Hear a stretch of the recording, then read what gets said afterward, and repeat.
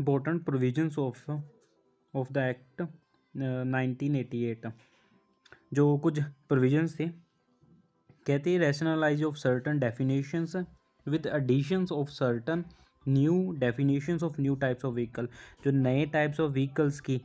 ठीक है, कई कुछ डेफिनेशन को ठीक किया गया और साथ ही साथ कुछ एडिशनल डेफिनेशन ऐड की गई जो नए टाइप ऑफ व्हीकल्स थे। कहते जो ड्राइविंग लाइसेंस था, ठीक है, and period of the validity, driving licence and उसकी वैलिडिटी को स्ट्रिक्टर किया गया, उसका प्रोसीजर स्ट्रिक्टर किया गया, ठीक है, कि हाँ जी एक स्ट्रिक्टर प्रोसीजर से निकल के ड्राइविंग लाइसेंस इशू होता है और बाद में उसकी वैलिडिटी बढ़ती है, कम होती है। Laying down of standards of components and parts of the motor vehicle, standards for anti pollution control devices, standard set किए गए एंटी पोल्यूशन कंट्रोल डिवाइसेस के लिए। Provision for issuing fitness certificate of vehicles also by the authorized testing stations, enabling provisions for updating the system of registration marks, liberalized schemes। जो all India tourist permit था या and also a national permit, all India tourist permit and national permit जो goods carrier के लिए था उसको liberalised किया गया, ठीक है। Administration of solatium fund by the general insurance corporation, general insurance corporation GIC को एडमिन बनाया गया। Maintenance of the state registers, maintenance of the state registers for driving licence and vehicle registration. Constitution of road safety council, एक road safety council को constitute किया गया, बनाया गया। Seeking to provide for more deterrent punishment in the case of certain offences, hard punishment बनाएगी कुछ certain offences के लिए। अमेंडमेंट एक्ट 54 ऑफ 1994, वो हम 1998 का पढ़ा था, अब तो हम आगे 1994 के पढ़ेंगे। अमेंडमेंट एक्ट 54 सेम ही ऑलमोस्ट। कहते 98 was amendment act 54 of the 94 which consolidated and rationalised various law regulating road transport, ठीक है। कंसोलिडेट किए गए, रैशनलाइज्ड किए गए, कंसोलिडेट मीन्स इकट्ठे किए गए। सेम ही है प्रोविजन। कहते हैं modification and amplification of the certain definition of the new type of the vehicles. Modification या एम्प्लीफिकेशन, कुछ नई डेफिनेशंस आगे लेके आए कि हाँ जी कहाँ मॉडिफिकेशन कर सकते हैं और कहाँ एम्प्लीफिकेशन हो सकती है। Simplification of the procedure for grant of driving licence, driving licence को उनका प्रोसीजर हो और सिंपल करना, वो भी एक उसका प्रोविज़न था। Putting restriction on the alteration of the vehicle, ठीक है, तो ये भी उसका वो है, अमेंडमेंट थी एक। Certain exemptions for the vehicle running on the non polluting fuels, एक इसी प्रोविज़न के एक्ट सेक्शन 66 एंड 67, ये इम्पोर्टेंट है। कौन सा प्रोविज़न है? एक है सेक्शन 66 एंड सेक्शन 67। प्रोविज़न के अकॉर्डिंग कहते जो वो वाले व्हीकल जो इको फ्रेंडली थे, नॉन पोल्यूटिंग व्हीकल्स हैं या नॉन पोल्यूटिंग फ्यूल पे काम करते हैं, उनको एग्जम्प्ट किया गया परमिट से, कि उनको कोई परमिट बनाने की ज़रूरत नहीं है, उनको एग्जम्प्ट किया गया। And owner of such vehicle have the discretion to fix fare and freight of carriage of passenger and goods. और एग्जम्प्ट किया गया, एक तो परमिट से एग्जम्प्ट किया है as per the section 66 and 67, और साथ ही साथ जो ओनर था व्हीकल का, ओनर है व्हीकल का, उसको डिस्क्रिशन किया गया, मीन्स कि उसको फ्रीडम दी गई फेयर, उसका किराया फिक्स करने की, फेयर फिक्स करने की, फ्राइट उसका जो लोड है उसका किराया फिक्स करने की, पैसेंजर के लिए और गुड्स के लिए। क्यों ये सब किया गया? क्योंकि जो इको फ्रेंडली को बढ़ावा दिया जाए, कि हाँ जी लोग इसको एग्जम्पशन को देखते हुए कि हाँ जी इसमें परमिट की भी ज़रूरत नहीं है और हम फेयर भी अपने अकॉर्डिंग डिसाइड कर सकते हैं, तो इसको देखते हुए उनको इनकरेज करने के लिए इस तरह की एग्जम्पशन की गई। कहते हैं सीलिंग्स ऑन इंडिविजुअल्स और company holdings removed to curb, ठीक है। बेनामी होल्डिंग्स, जो बेनामी होल्डिंग्स है उसको कंट्रोल किया गया। States authorised to appoint one or more state transport appellate tribunals, जो क्लेम ट्रिब्यूनल्स है उसको अपॉइंट किया गया, one or more state tribunals. Punitive checks on the use of such components, जो उन्होंने सब कुछ डिस्क्राइब किया गया है, जो स्टैंडर्ड सेट किए हैं उनके लिए स्ट्रिक्ट चेक रखे गए, हार्श रखे गए कि हाँ जी कोई छूटे ना, जो हाँ जी भी हर एक बंदा स्टैंडर्ड फॉलो कर रहा है, मैन्युफैक्चरर हो गया या स्टॉकिंग वाले, सेल्स वाले या ट्रेडर्स।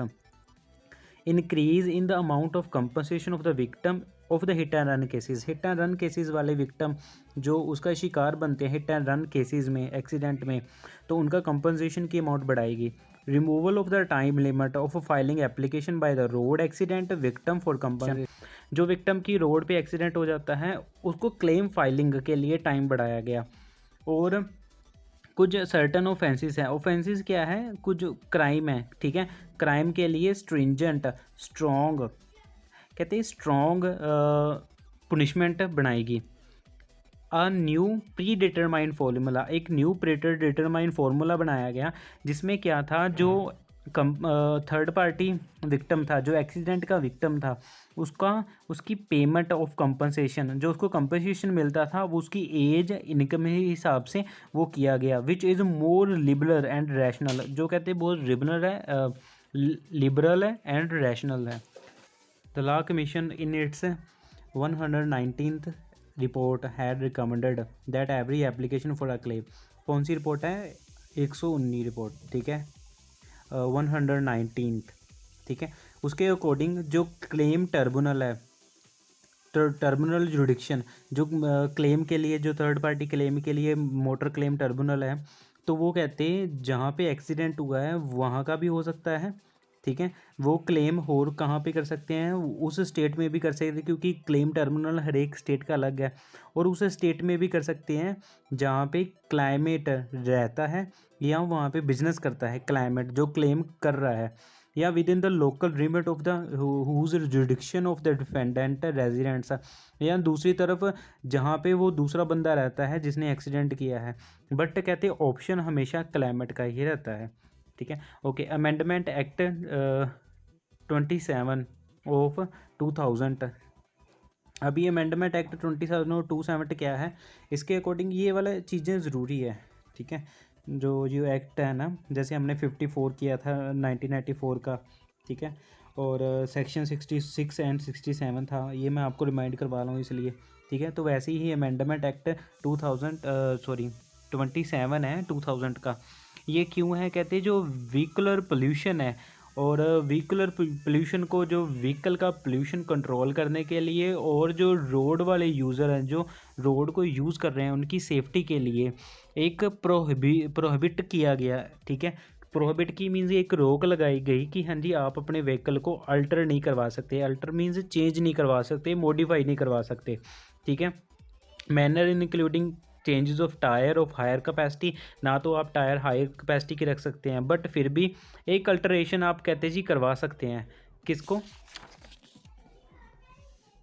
वो अल्टरेशन है facilitating the use of eco friendly fuel including liquefied petroleum gas, जो LPG है इज़ बीइंग परमिटेड, बट ये फैसिलिटेट किया गया कि हाँ जी इको फ्रेंडली फ्यूल्स हैं उनको आप किट अपने गाड़ी में रखवा सकते हैं, जो इको फ्रेंडली फ्यूल्स हैं। अमेंडमेंट एक्ट 39 ऑफ 2001, जो मैंने पहले बात कर रहा था अभी सेक्शन 66 एंड 67 के बारे में, तो वो अमेंडमेंट एक्ट 39 ऑफ 2001 के अकॉर्डिंग कंसीडर किया गया है, consider it essential to remove exemption provide under section 66 and 67 of said act of CNC operated vehicles so that vehicles which operates on eco-friendly fuels are also covered by the terms and conditions applicable to the all other vehicles. Chapters relating to the third party and own damage insurances. Chapter 10th है, जो chapter 10 है, chapter 10 section 140 to 144, जो section 140 से 144 of motor vehicle acts 1988, वो liability without fault in certain cases वो deal करता है, deal in the act 1939 under section under chapter 7A and sections 92A and 92E and provision of chapters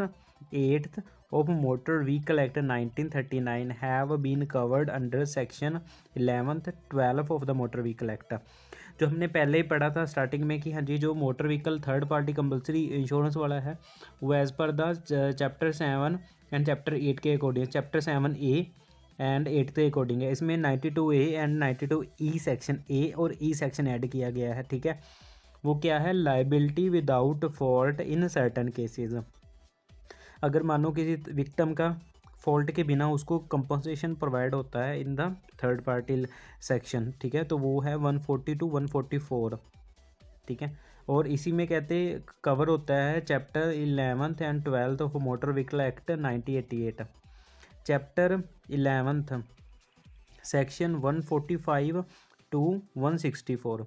यहाँ पे 144 ख़त्म हो गया था, यहाँ पे 145 स्टार्ट हो गया और 164 तक insurance of motor vehicle against third party risk. जो इंश्योरेंस है मोटर व्हीकल की थर्ड पार्टी रिस्क के बारे में है, सेक्शन 11th का, चैप्टर 11th का सेक्शन 145 to 164 तक। एंड चैप्टर 12th सेक्शन 165 4 यहाँ पे ख़त्म हो गया, 5 यहाँ पे शुरू हो गया, 165 to 176 वो क्लेम टर्मिनल्स में डील करता है, ठीक है, under the motor vehicle acts 1988। कहते जो चैप्टर्स 10th है, 11th है एंड 12th है वो मोटर व्हीकल्स एक्ट 1988 वाला वो एक्सक्लूसिवली ख़ास तौर पर compulsory third party insurance of motor vehicles के बारे में ही बताता है या डील करता है, ठीक है, with many other aspects of the road safety law, ठीक है, रोड सेफ्टी लॉ के साथ साथ। कहते हैं the act also provide the definitions of various words phrases, वो जो वर्ड्स की डेफिनेशन प्रोवाइड करवाता है ये वाला, ठीक है, and the act and phrases which frequently appear in the insurance document, जो इंश्योरेंस डॉक्यूमेंट में आमतौर को देखने को मिलते हैं, ठीक है, कुछ वर्ड या फ्रेजेस क्या है, कुछ वर्ड आपस में मिलके कुछ एक सेंटेंस बनते हैं, सेंटेंस को हम फ्रेज कहते हैं, मीन्स के वही डेफिनेशन प्रोवाइड करवाता है ये वाला एक्ट वर्ड एंड फ्रेजेस की, जो आमतौर पे इंश्योरेंस डॉक्यूमेंट में फ्रीक्वेंटली अपीयर होते हैं, देखने को मिलते हैं आमतौर पर।